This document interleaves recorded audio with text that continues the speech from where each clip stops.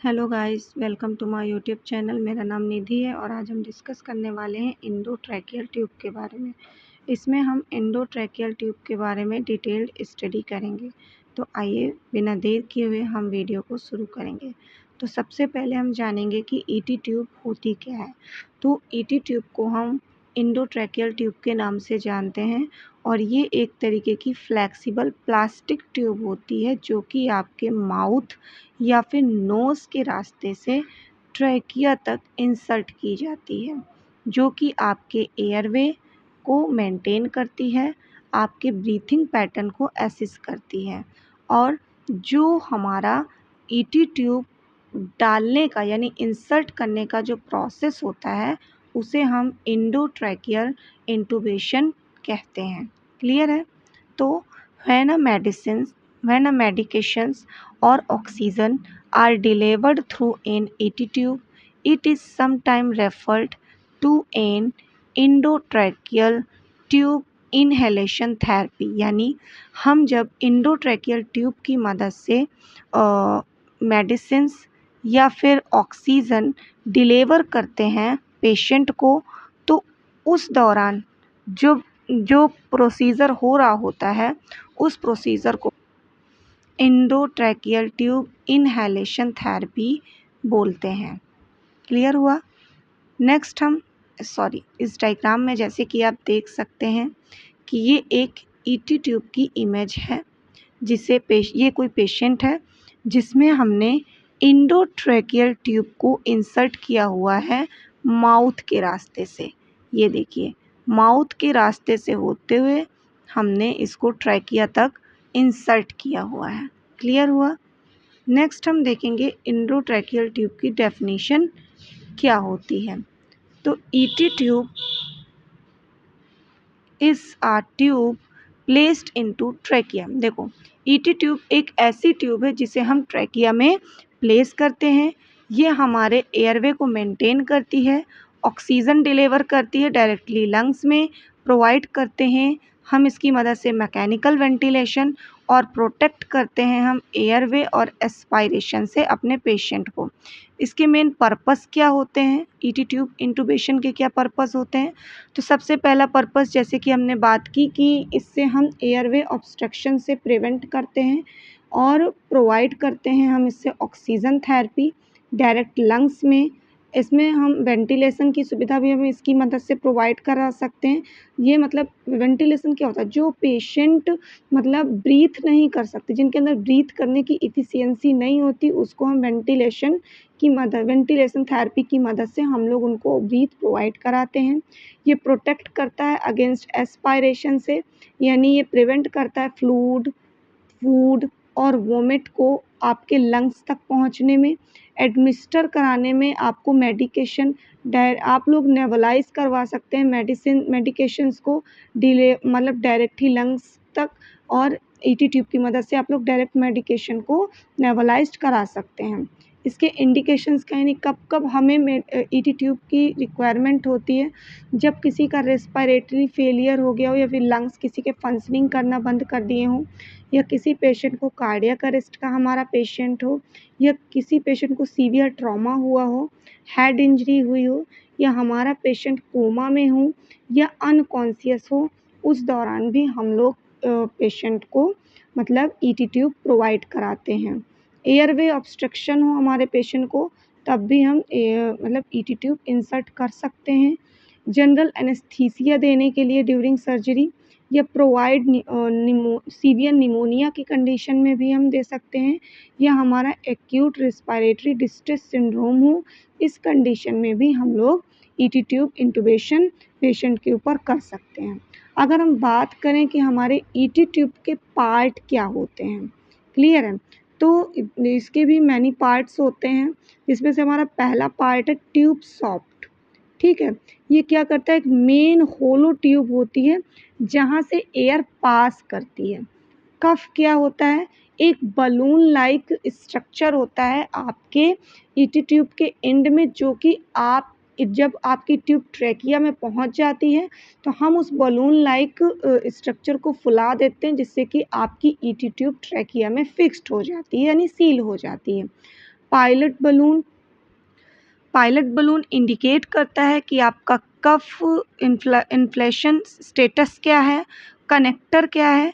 Connector एक तरीके का कनेक्ट से ईटी ट्यूब को हमें जिस डिवाइस से कनेक्ट करना है, कौन सी डिवाइस, जैसे कि वेंटिलेटर से कनेक्ट करना है तो आप उससे कनेक्ट कर सकते हो, अम्बू बैग से कनेक्ट कर सकते हो, ऑक्सीजन सोर्स आपका जो भी है आप लोग उससे इस कनेक्टर को उस डिवाइस से कनेक्ट करके आप लोग ऑक्सीजन थेरेपी प्रोवाइड करा सकते हो। मर्फी आइस क्या है, ये additional opening near the tip, ये जहाँ से ईटी ट्यूब ओपन होती है वहाँ पे एक एडिशनल ओपनिंग टिप होती है, यहाँ से आपका अलाउ एयर फ्लो आप लोग अलाउ करते हो। मेंटेन ओपनिंग बिकम्स ब्लॉक, जहाँ से आपकी ओपनिंग मतलब ब्लॉक ना हो। क्लियर है। जैसे कि आप स्ट्रक्चर में देख सकते हैं ये आपकी मर्फी आई है, ठीक है। देखिए यहाँ से ट्यूब की एंट्री है मतलब ओपनिंग है, जहाँ पर आपकी मर्फी आई दी गई है। ये आपका इन्फ्लेटेड कफ है और ये आपकी पूरी ट्यूब है। ये आपका मतलब स्पाइरल लोडेड वॉल्व है, जिसे आप लोग पायलट बैलून बोल देते हो, जहाँ से आप लोग मेज़र करते हो कि आपको मतलब आपका कफ इन्फ्लेमेटेड है मतलब इन्फ्लेट है कि नहीं है। ये आपका एडॉप्टर है, जहाँ से आप लोग, या अडॉप्टर या कनेक्टर बोल सकते हो, जहाँ से आप लोग डिवाइसेस को कनेक्ट करते हो। क्लियर है। नेक्स्ट हम लोग देखेंगे ईटी ट्यूब इनहेलेशन थेरेपी क्या होता है। तो इसकी अगर हम डेफिनीशन की बात करें तो जब हम ऑक्सीजन या ओरोसोलाइज्ड मेडिकेशंस डायरेक्ट ईटी ट्यूब की मदद से आप लोग लंग्स तक पहुंचाते हो, इस प्रोसीजर को आप लोग ईटी ट्यूब इनहेलेशन थेरेपी के नाम से जानते हो।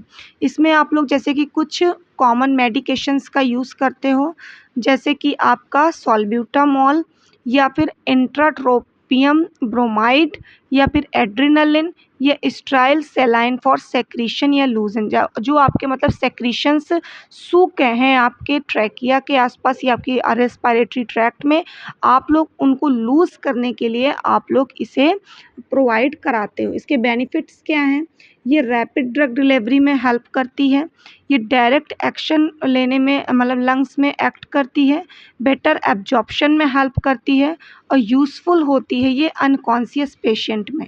यदि हम लोग प्रोसीजर की बात करें कि ईटी ट्यूब का प्रोसीजर क्या है इंसर्ट करने का और इन्हेलेशन का, तो हम लोग सबसे पहले बिफोर प्रोसीजर क्या करते हैं, यानी किसी भी पेशेंट को ये inhalation procedure ET tube procedure apply करने से पहले हम लोग वेरीफाई करते हैं कि हमें डॉक्टर के ऑर्डर मिले हैं या नहीं करे हैं। फिर हम लोग पेशेंट का रेस्पिरेटरी स्टेटस को एसेस करते हैं, चेक करते हैं हम लोग ईटी ट्यूब पोजीशन को, एक्सप्लेन करते हैं पोजीशन मतलब जो भी हम प्रोसीजर पेशेंट के ऊपर अप्लाई करने वाले हैं।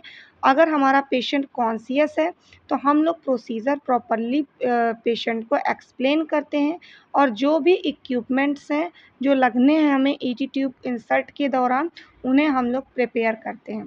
प्रोसीजर के दौरान हम लोग क्या करते हैं, ड्यूरिंग प्रोसीजर हम लोग कनेक्ट करते हैं ऑक्सीजन को नेबुलाइज़र को अपने ईटी ट्यूब से और एडमिनिस्टर कर देते हैं प्रिस्क्राइब्ड मेडिसिन, जो भी हमें डॉक्टर ने उसमें मेडिसिन अप्लाई करने के लिए बोला है वो, या फिर मॉनिटर करते हैं हम लोग SpO2 लेवल, इसे हम ऑक्सीजन सैचुरेशन के नाम से जानते हैं। नेक्स्ट हम लोग ऑब्ज़र्व करते हैं पेशेंट का प्रॉपर ब्रीथिंग पैटर्न और वॉच करते हैं कॉम्प्लिकेशन के लिए कि पेशेंट में किसी भी प्रकार का कॉम्प्लिकेशन तो अराइज़ नहीं हो रहा है।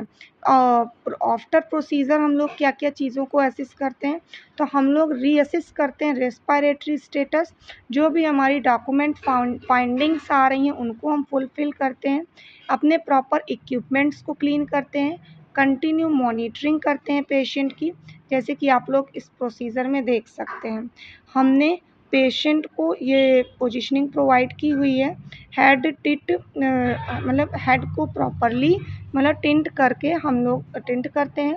बाद में हम लोग माउथ से हम लोग ईटी ट्यूब को इंसर्ट कर लैरिंगोस्कोप को इंसर्ट करके बेटा हम लोग पहले पूरी मतलब रेस्पिरेटरी ट्रैक्ट को ओपन करते हैं, बाद में हम लोग ईटी ट्यूब को डायरेक्ट ट्रैकिया तक इंसर्ट करते हैं और फिर कफ इन्फ्लेटिंग ट्यूब से हम लोग एयर प्रोवाइड करके हम लोग इस बलून को फिल कर देते हैं मतलब फुला देते हैं, जिससे कि ये ट्रैकिया में फिक्स हो जाता है। क्लियर है।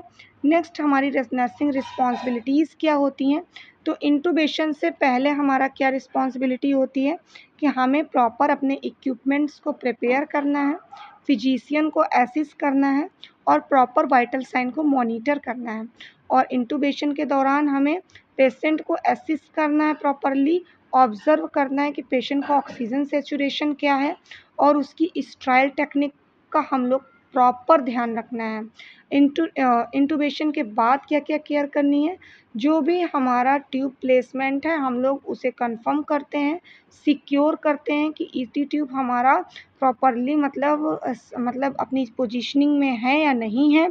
हम लोग मॉनिटर करते हैं वेंटिलेटर सेटिंग्स को और परफॉर्म करते हैं हम लोग ओरल केयर।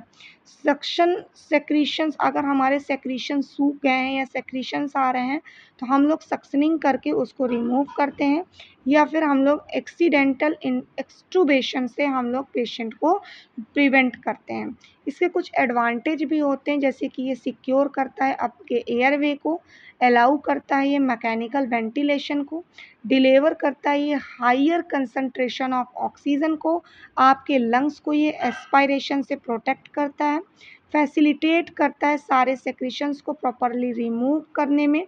इससे रिलेटेड अगर आपको कॉम्प्लिकेशंस अगर देखा जाए, अगर आपकी ईटी ट्यूब प्रॉपरली मतलब सेट नहीं हुई है तो आपको क्या-क्या कंडीशंस देखने के लिए मिल सकती हैं। तो इमीडिएट आपको जो कॉम्प्लिकेशंस दिखेंगी वो हाइपॉक्सिया की कंडीशन होगी, ट्रॉमा हो सकता है माउथ और रिस्पिरेटरी ट्रैक्ट में, या ईसोफेरेंजियल इंटुबेशन हो सकता है, आपके मतलब ट्रैकिया में ना इंसर्ट होकर के आपके ईसोफेगस में आपकी ट्यूब इंसर्ट हो सकती है। एस्पायरेशन की कंडीशन आपको देखने के लिए मिल सकती है। और लॉन्ग टर्म कॉम्प्लिकेशंस क्या-क्या देखने के लिए मिल सकते हैं, इन्फेक्शन देखने के लिए मिल सकता है, ट्रैकियल इंजरी हो सकती है, वोकल कॉर्ड डैमेज हो सकता है, एयर एडिमा हो सकता है पेशेंट को, निमोनिया की कंडीशन भी एराइज़ हो सकती है। साइन क्या-क्या देखने के लिए मिल सकते हैं, प्रॉपर ईटी ट्यूब प्लेसमेंट अगर आपकी ईटी ट्यूब प्रॉपरली प्लेस्ड हुई है ट्रैकिया में तो आपको इक्वल चेस्ट कंप्रेशंस आएँगे, क्लियर है? आपकी बायलैटरल ब्रीथ साउंड आएगी, आपका ऑक्सीजन सैचुरेशन सही हो जाएगा, या फिर आपका इंड-टिडाल जो आपका होता है इसमें CO2 की प्रेज़ेंस आएगी और नो गैस्ट्रिक साउंड, आपको किसी प्रकार का गैस्ट्रिक साउंड नहीं आएगा ड्यूरिंग वेंटिलेशन। तो आज के वीडियो में इतना ही। आई होप आपको एंडोट्रैकियल ट्यूब से रिलेटेड सारे डाउट्स क्लियर हो गए हों। तो बेटा, आप लोगों में से बहुत सारे लोग ऐसे हैं जो लोग मेरे वीडियोज़ को देखते हैं लेकिन मेरे चैनल को सब्सक्राइब नहीं करते हैं।